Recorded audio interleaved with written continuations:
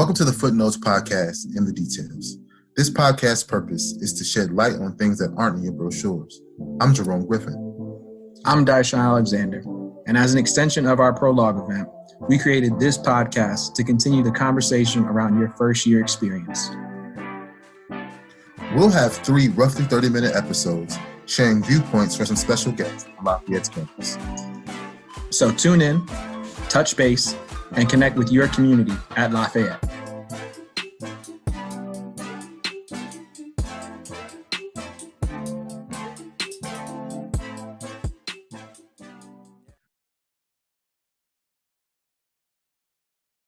All right, we live, baby. All right, welcome to the second episode of Footnotes in the Details, a podcast that's going to give you insight on what Lafayette is outside of the brochures. Today, we're going to be talking about the rise. We're going to be talking about developing who you are on Lafayette's campus. We're joined by 2 extremely cool people, in my opinion, both Lafayette students and alum. Well, not alum yet for Grace, but she'll talk about her experience. But we're joined by 2 great people. How about you introduce yourself, starting with Grace? Hey, y'all. My name is Grace. I'm going to be a junior once you guys get to campus. My majors are English and Women, Gender, and Sexuality Studies. And I'm also the historian on the board of the Association of Black Collegians, amongst many other things that I do on campus. Word. Thanks for being on, Grace. Rob, go ahead and introduce yourself. What's up, Leopards? I'm Rob Young, class of 2014. I am the director of the Office of Intercultural Development. During my time at Lafayette, I majored in Women and Gender Studies and Film and Media Studies. I was involved in ABC, BOL, LAF. I was at Kaleidoscope. I was in OID. So I really got involved during my time at Lafayette. Y'all will learn that Lafayette is the school of acronyms. We'll rap about all of that. And as always, I got my boy, my co-host, Dysean, with me. Dysean, say what's up to the people. What's up, people? How y'all doing? We're here with the second episode of the podcast. We got more great guests to chat with us about everything Lafayette. Like we said, this is another extension of Prologue. In our last week's episode, we talked about the arrival, so coming to campus, what your students can expect from moving, roommates, all those situations. But on this episode, we're talking about the rise. So now you on campus, you here, you in the moment. So now we're going to talk about, those ways that you can rise up and definitely have the best experience possible in your first year. So we're just going to start right there. Rob, Grace, for Rob, you're going to have to do a little bit of reflecting back to your first year. Grace, you have to reflect back a little bit too, but not as long as Rob. But definitely understanding that. Let's take it from the perspective of y'all have already moved in. You already started your class things. Let's go like 1 month in to the first year. Kind of go back and tell us where your head was at that time. You're already kind of established in that routine of going to classes and everything. What are you starting to learn now on campus? A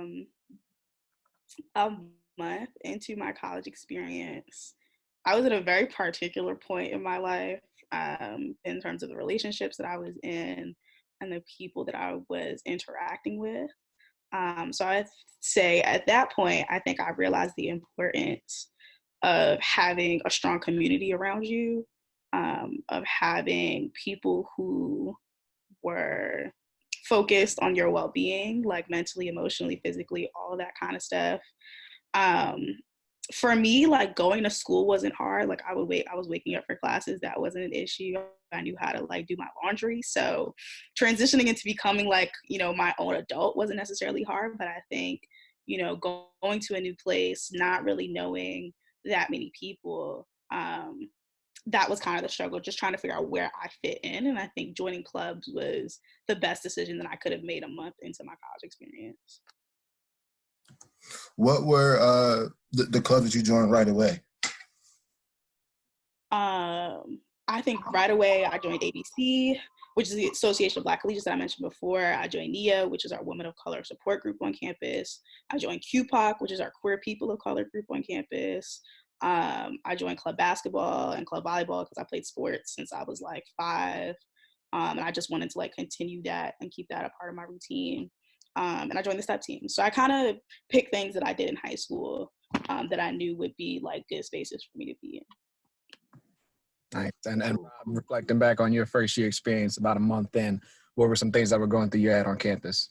A month into my experience at Lafayette, I think it was the first time in my life I doubted my abilities as a student.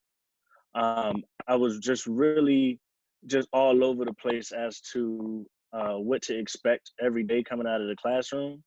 And I quickly learned that in high school, 90% of what you learned was in the classroom, 10% is what you applied. In college, it was the complete opposite. 10% is what you learned in the classroom and 90% is what you applied in. So it took me a while to really try to find my groove and to strengthen my identity as a student. And that was the first time in my life I ever experienced that. The places that I found a groove and really started to find my sense of community was really maximizing my strengths of just making connections and connecting with people. I think immediately as soon as I started to say hi and who I was, the Lafayette community is so small that people started directing me to people that could actually help me academically. So I realized very quickly that if I started to build relationships and get to know people, that was going to help me navigate what I needed from Lafayette. So the small conversations, in Lower Farrakhan, really helped me transition into the classroom. So my first month in college, I was lost, but I was excited to just figure out what I needed to do to stay afloat. Yeah. Cool. Piggybacking off of the classroom conversation, what would you say was the one skill in the class that you had to develop super quickly? For me, it was staying awake. I'm kidding. What's up? But it was definitely realizing that the work wasn't done in the classroom. It was definitely look at the syllabus. You can do all of this work now, but it's all going to be due when I say that it's due. And I didn't understand that concept because I was used to South Carolina public schools telling me, you got to test Friday, be ready for Friday. When the syllabus was just saying this date, this date, this date, all this is due. What was one of those skills that that you had to develop super fast that you may not have had in high school in the classroom? So I had a very interesting high school experience.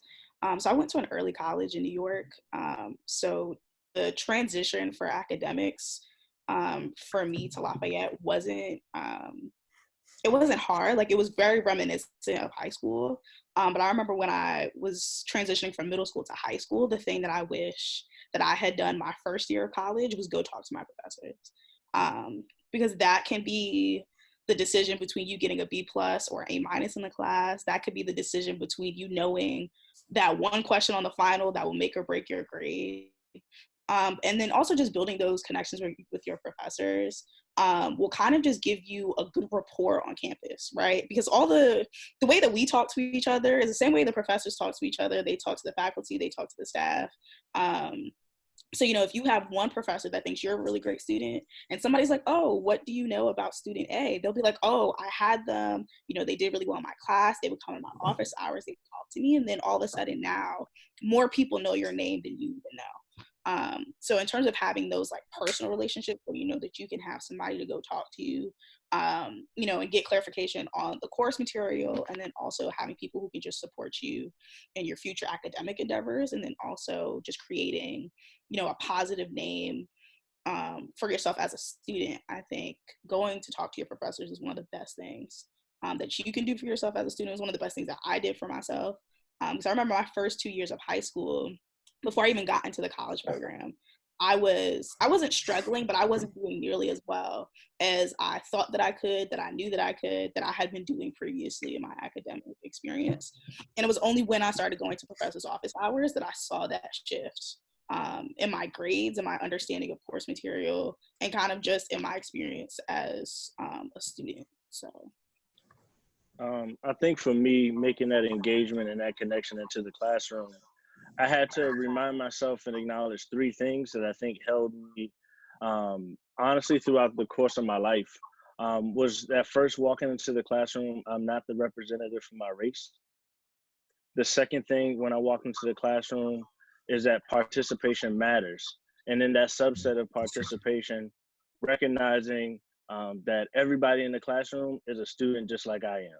So despite me being the only person of color, if everybody knew the answers, none of us would be in college. So it's okay if I don't know everything. And then the third thing was I had to really understand and compartmentalize in some ways that every time I was in the classroom, what I was going to get out was what I put in. So there were some classes where I was like, oh, I could just skim read and then I can go into the class and participate. And I was completely lost.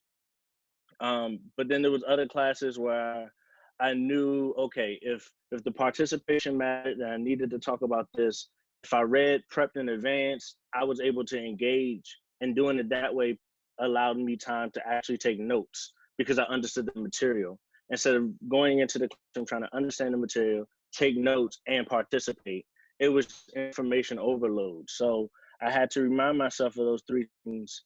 And then that kind of helped kind of set the pace for me with just getting comfortable in the classroom. Yeah, I could piggyback off that. I think in all of our first year experiences, you'll definitely have those moments where you're just learning and trying get your feet underneath you as you adjust to this new environment. But piggybacking off of two things that you said there, Rob, because those were some of the struggles I went through my first year, because you go from this dynamic of where you're in school from 8 until 3, if you got after school programs until maybe 6 o'clock, to now where you can only be maybe one class for 50 minutes in a whole day. So it's really trying to put yourself in that classroom mode, also when you're not in the classroom, how can you still make sure that you're absorbing material, making sure that you're understanding what the teachers are trying to present to you, and making sure that when you come to class the next day, which may not be the day after that, it may be 2 days later that you see this class again, that you can be able to participate to the best of your ability within that classroom for sure. And then other things within there, just understanding how you work as a student. But I think the bigger things for our students here that are coming in, especially as students of color or students from underrepresented backgrounds, is understanding that, if you're on a college campus and you're there and you're in the classrooms, you deserve to be there. So I think my first year, I did a lot of second guessing of myself, like everybody else has said. And it gave me a lot of self-doubt because, I'm a first generation college student. I ain't never been to college. My parents ain't never been to college. I don't got people that I can ask for help. So, I started second guessing, should I be here? Should I transfer out? Should I just start working? Like, did I make the wrong choice? And all those questions, should automatically be put to hush as soon as you get an acceptance letter. Because if a school accepts you, that means that you got what it takes to go to that school to succeed and to be awesome. But y'all had touched on it a little bit throughout your talks as far as resources. I think Lafayette has a ton of resources to help some of these students out through the first year and the years following up after that. But let's get more in depth into some of those resources. How do these students find those resources? What things do these resources provide for students, and how can they best utilize them within that first year? I think that in terms of resources, one of the most important things I learned at Lafayette was to make connections with other people. And that's something that I naturally do. Like, I just know everybody. Just because you talk, like, especially I think when you go to a very small liberal arts college, if you know one person, you automatically know about 15 others, which means that for each of those 15, 15 more. But I think especially get to know the quote unquote adults who are on campus. So we are young adults, right? Like, although we are students, we are transitioning from being teenagers into becoming adults. But for the people who occupy, faculty and staff positions, administrative positions, get to know those people, because those people will be your biggest supporters. Those will be the people who will direct you to the resources, and also get to know upperclassmen. So I remember when I was at Prologue, I went to a panel that was being a POC at a PWI, right? And my favorite senior told the group of like over 100 students, this school has a lot of money, finesse. And I'm going to tell you guys the same thing when you get here. I'm telling you guys the same thing now. So when you think about, think beyond what you think you can think. And that sounds a little strange, but for all intents and purposes, if there is anything that you want to do, Lafayette will be able to provide it to you. So if you are somebody who's really interested in like this really niche thing, and there's a conference for it, you can talk to your department head, you can talk to one of your class deans, you can talk to one of the administrators, in like OID or another department on campus that caters to like student needs, and they will send you to the conference. If you want to start a club on campus, you can do that. If you want to go volunteer downtown in East End, you can do that. Like, there is really no limitation on your ability. There's no limitation on your creativity at this school. A lot due in part to the fact that there is so much there's an abundance of like financial resources here. So I don't want you guys to come here and think that because it hasn't been done, it can't be done. Because you've never done it, it can't be done. There's really nobody that will stop you but you. And even if the one thing that you want to do can't be done, there are 50 million other things that you can still do. Yeah. There's a lot of good points. The money out there. Yeah, honestly, and everything Grace said, I did, and that's what made me so successful throughout my journey as a student at Lafayette. So she was spot on with that statement. But just to add another layer to it, if you can come into Lafayette and educate people on your vision, nobody at Lafayette says no. And it's the institution's job to turn your dream into a reality. But you also have to know what you want. So I would highly recommend, as just a piece of advice, every semester, write down the resources that you need and the things that you want. And then make those connections with your professors, make those connections with administrators and students, and start to ask, who do I need to speak to get A, B, and C?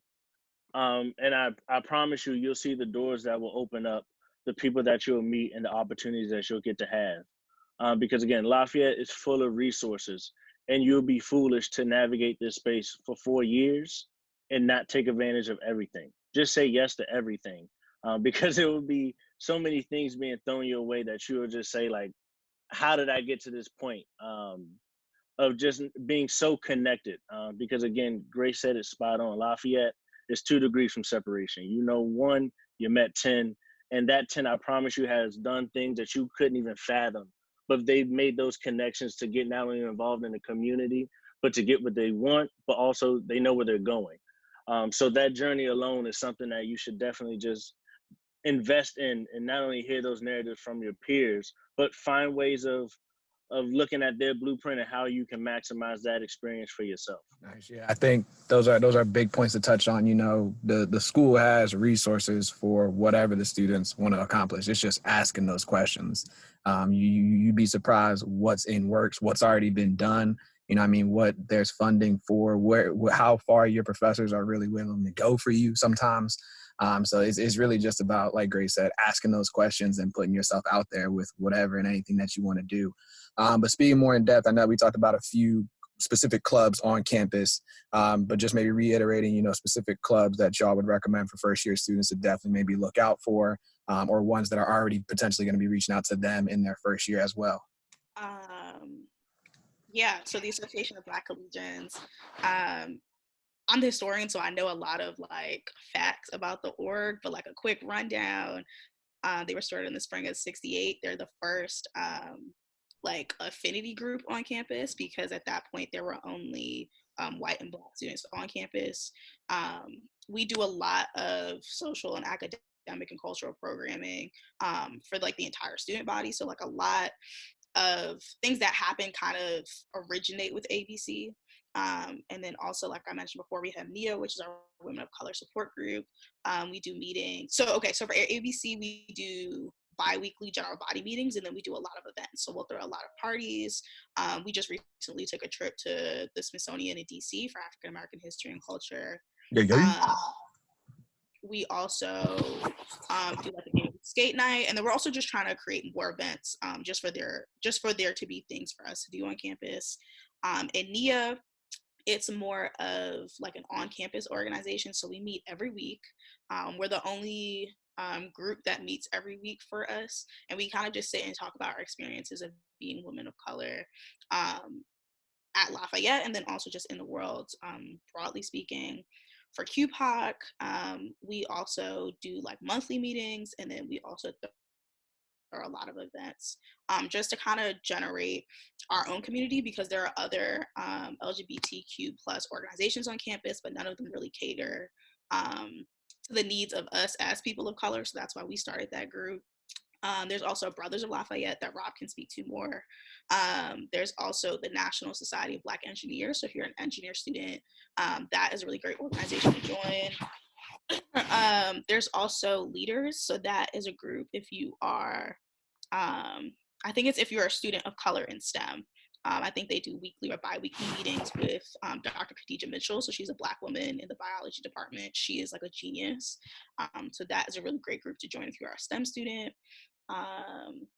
There's also International Students Association. There's Muslim Students Association.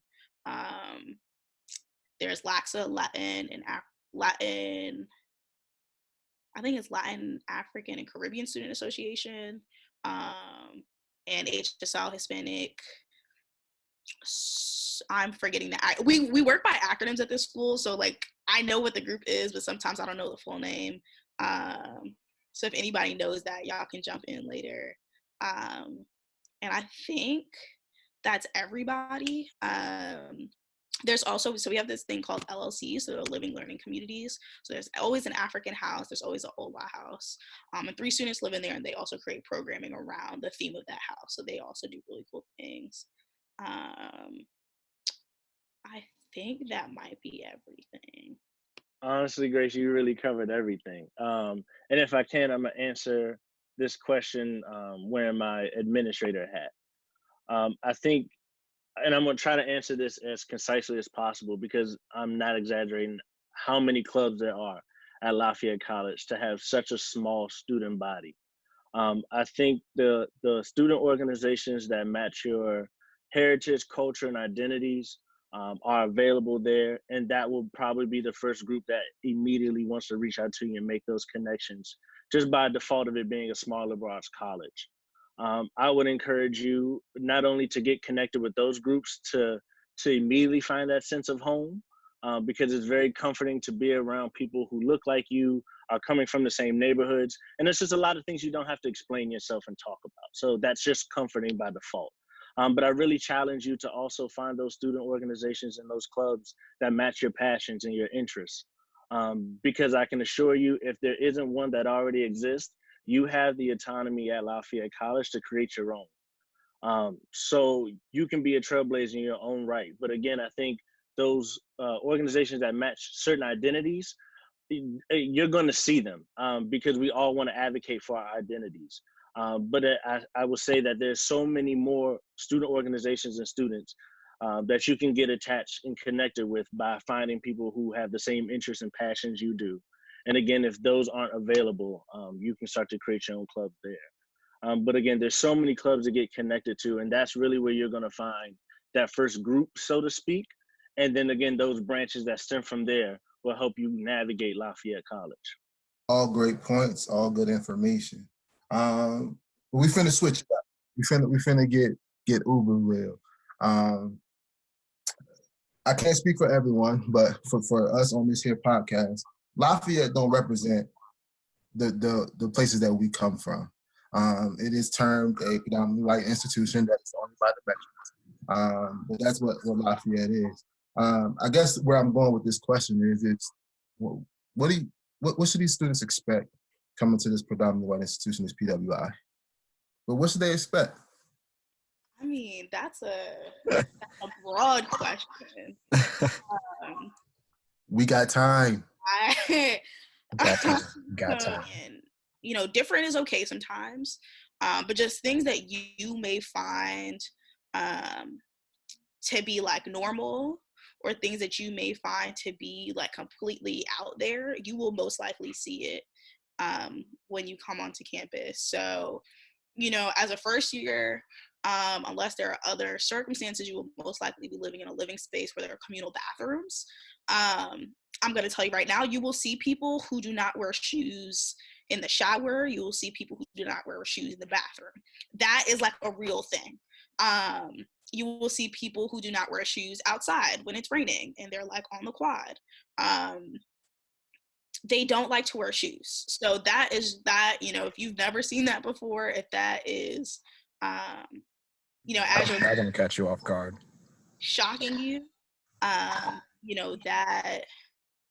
that's kind of just an example of just like cultural differences that you may see. I think, as Rob has pointed out before, in like an academic space, you may be the only person of color in your class. You may be one of two, one of three. I think one of my best academic experiences was when I was in a French class, and there were like 8 of us out of like the 12 students in the class. It was like the best thing that's ever happened. But that, especially depending on your area of study, will most likely be a rare occurrence. So that's just something to keep in mind. And I think on like, it's social, it's political, it's like a little bit of everything, because the personal is political. I think, as you're moving through social spaces, it may be easier or maybe more difficult for you to build those deeper relationships. And I think to that point, like Rob has said, if that is something that you want to do, join clubs that are based on your interests. If you are interested in Quidditch, we have a Quidditch team. If you are interested in pottery making, we have a pottery club. If you are, interested in board games, I'm pretty sure we have a board game club. So if you want to, expand your cultural horizons and learn more about people who do not look like you, there's that opportunity. But I think if you don't seek out that experience, it will most likely not come to you. And I think that is something to really keep in mind. It is possible. It's not impossible, but it's definitely going to be something that you make happen, because it will not. And I think that speaks for kind of the entire Lafayette experience, is going back to what we were talking about with resources. Nothing will just fall in your lap. If there's anything that you want to do, you have to go out, you have to seek it out. And I think that takes a very particular person that Lafayette often seeks out in recruiting and admissions. I'm going to answer this question, I think, being more reflective. College is a journey, and so you have to embrace that journey. Lafayette definitely, for me, did not look like Washington, D.C. And I didn't realize, even though growing up in a very metropolitan area, how homogenous my community was, where we had so many Black and brown faces within the diaspora that I never felt like a minority. And then I came to Lafayette, and I can assure you, if you haven't had the time, quick plug for Lafayette, the campus is stunning all year round. So you step foot on that campus, and for me, just seeing trees and grass and people playing Frisbee and just out and about, I realized how much of a minority I was. And so my identity as being a Black man was heightened. And so I had to constantly remind myself that if I wanted X experience, that wasn't in a lot of ways going to happen at Lafayette for me. And I had to be okay with that.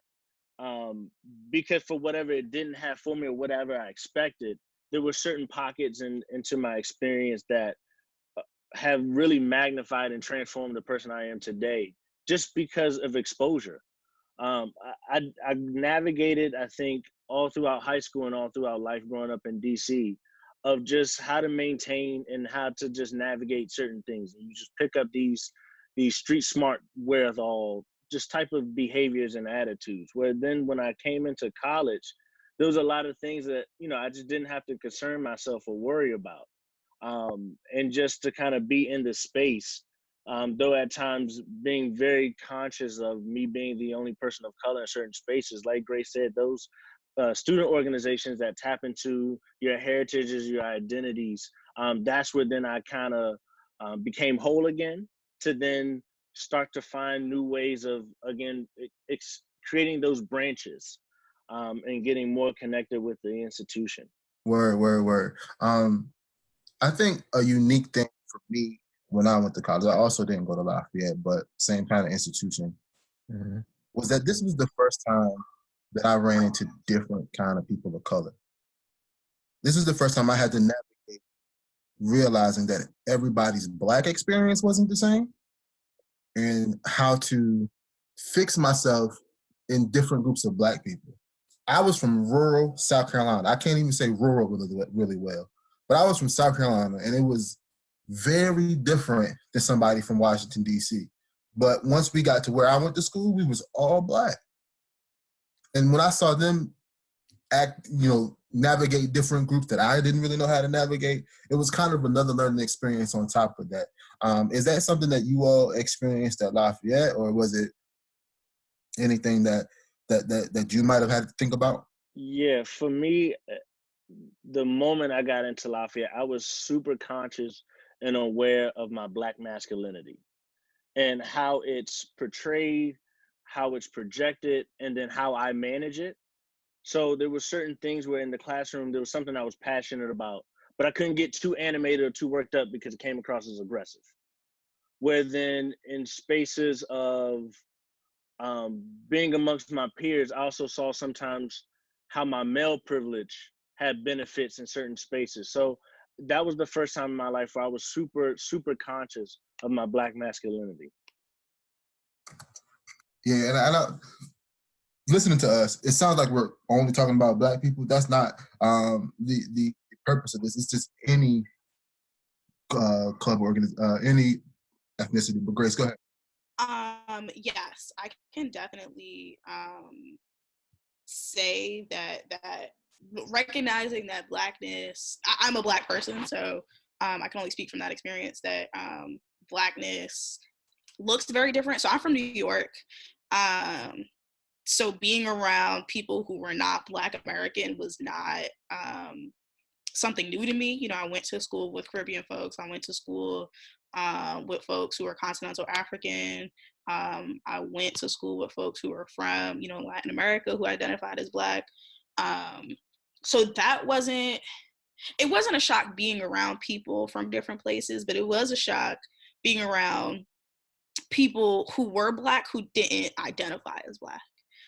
So Lafayette has a really large, large is whatever the word I'm looking for right now. It's, you know, depending on the ratios of the school. Relative, thank you. Large and relative, but in comparison to the school that I went to before I came to Lafayette, Lafayette has a really large international student population. So folks who literally, whose home was not in America, who literally like moved continents to come to school at Lafayette. And because race is very dependent on the spaces we're in, there are a lot of folks who within an American context would be identified as Black, who came, who I would be engaging with the conversation, who didn't identify as Black. And that, you know, shocked me because I had only understand race, ethnicity, nationality, and culture from an American perspective. So that is definitely a conversation that you will get into of people who you may only be able to identify as one thing or as two things, who may say, I don't know what you're talking about. That concept doesn't even exist where I come from. We have a completely different name for it. We have a completely different understanding of what that means. And that is like a broader conversation that I would love to get into that interests anybody. I mean, that's stuff that we try and talk about within our organizations all the time. But that was definitely a culture shock for me. Because even for the folks that I had known growing up who they either weren't American or their parents weren't American, they still understood race within an American context. And I think that was it was really cool for me to start to understand the thing that I study all the time from the perspective of different people. Yeah, and it's really interesting to touch on those, you know, perspectives of different people, because, you know, all these students, when they come to campus, you know, there's kind of like layers to the battles that they could go through. You know, I think at face value, you know, there's the conversation of race, but then when you get deeper into it, there's the conversations of political views, there's the conversations of socioeconomics and where you come from conversations, there's the conversations that come around, you know, your sexual orientation. There's all these different layers that you're going to kind of go through within that first year. But I think, you know, the conversations that we had earlier, as far as those resources, as far as just how you start to establish yourself in this new framework is what that first year is really all about. You know, that first year is, I like to always call it the adjustment year. You know, it's the year that you're going to reflect back on, and you're going to look back and you'll be like, dang, I can't believe I was that worried. Or, you know, I can't believe I was doing that. And wow, look at how far I've really come since that first year. Things are supposed to be rocky that first year. You know what I mean? I think if anybody came to college and had it all figured out their first year, they was a spy. They was planted. They was something that the admissions team was using the boost GPA stats or something. You know what I mean? That's a robot. That's not a real student. Everybody's going to struggle that first year. It's all about just kind of unpacking those layers and figuring out, who you are at your core, how you're going to choose to identify yourself, which paths you're going to start to follow, and how you're going to build your experience, especially at Lafayette in particular.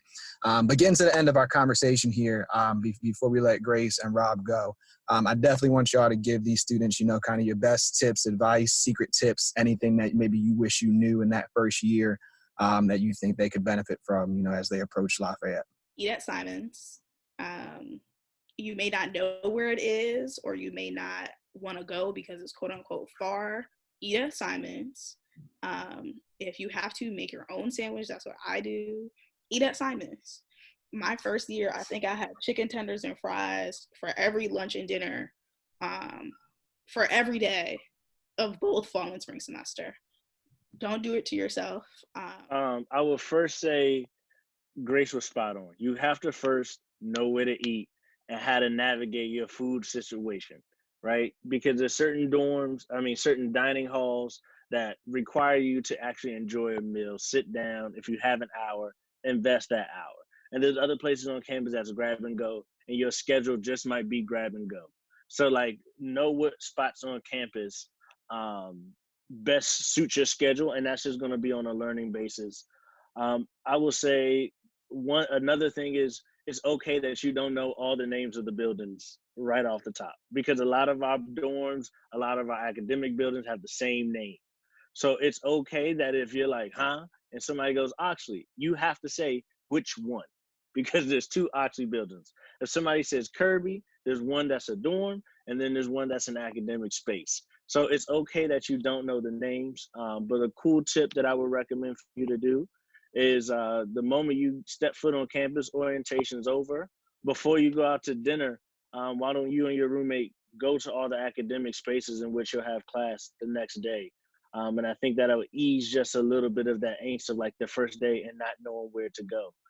Because after a week at Lafayette, the campus will just make sense. It's not a big one. You'll find how to navigate it, because truly at certain times of the day, you just have to follow the crowd, and the crowd will take you where you need to go. And Lafayette also too is probably one of the only colleges that I know that everybody has lunch at the same time.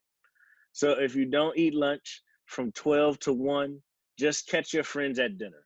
It's a schedule in which everybody's kind of on the same pace, but that 12 to 1 or maybe 11:30 to 1:30, that window is the designated Lafayette lunchtime.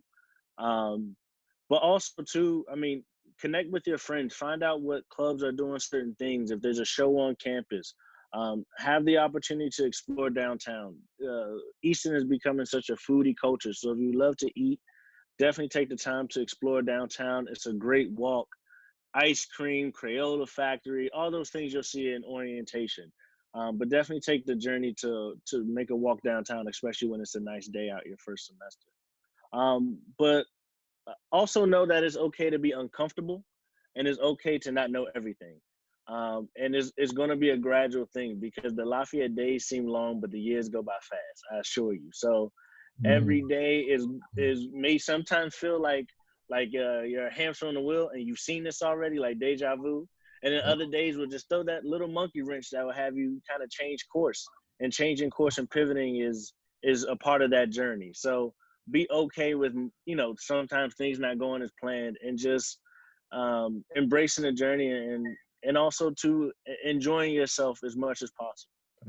Yeah, I will definitely piggyback off of what Rob said. Another thing about food, campus pizza is literally across the street. You can use your PAR dollar, so they come loaded onto your ID card, so you can get real food and you don't have to pay for it. But also explore Easton, explore the Lehigh Valley. It's so easy to get stuck. I don't want to say stuck in a bad way, but it's so easy to get stuck on Lafayette campus because it's so big in relation to the number of students that we actually have. There's so many places to explore, so many places to do homework. Your friends will most likely live in different dorm buildings, so there's always somewhere to go on campus. But I encourage you all to know that your college experience is not Lafayette. Lafayette is just where you've chosen to go to college, right? So college is not the end all be all of your life. This is not where your life begins. This is not where your life ends. This is simply a part of it. So don't be afraid to explore the community like behind the school. I got a scooter this year. It was the first time that I went farther than the Wawa. And I did not know that there was a whole community literally 3 blocks away from the school. I did not know that until I got a scooter. Like Rob said, there are a lot of places to eat downtown. We also have a lot of schools in the area. There's Lehigh, there's Muhlenberg, there's Moravian, there's DeSales, there's Kutztown. And something that we've been trying to do is trying to have more events where you get to meet other students at other schools. So don't be afraid to let your college experience be in the complete area that Lafayette is in, and not let it be just on the Hill, because there's so much to explore up there, but there's also so much to explore outside of the bounds of the campus. So, you know, the world truly is your oyster. I know that's like a corny saying, but really, like, anything that you want to do, anything that you think that you may want to do, explore it. This is the time where you kind of have all freedom and ability and right to kind of, you know, mold who you are and mold and start to become the person that you want to be. So take every advantage, every opportunity that's given to you to do that. Yeah, because before you know it's all over, you got to get a job and bill payments start piling up. And Sally Mae do not. Bills is real. Sally Mae want it every month on time. Nah, but we appreciate both of y'all for joining us today for the second episode of the podcast. I think both of y'all shared a lot of great information that these students can benefit from, that they can utilize. I mean, I got great information as well, as far as I've been eating wrong on campus, but you know, we all learning, we all adapt. This is my first year, so as you students are also adjusting to your first years, know that this is what these podcasts are about. They're just giving you more tools, more resources, so that first year transition goes as smooth as possible. But Jerome, you want to sign us out here? You know, you do it better than I do. Yeah, man. I just want to make sure that I give my thanks. These are 2 cool individuals. You got a lot of gems in here. Definitely want to make sure that we understand that this represents all people of color on campus. But with that said, thanks again. You know, my name is Jerome. And I'm Dysean. Let's make Lafayette your spot.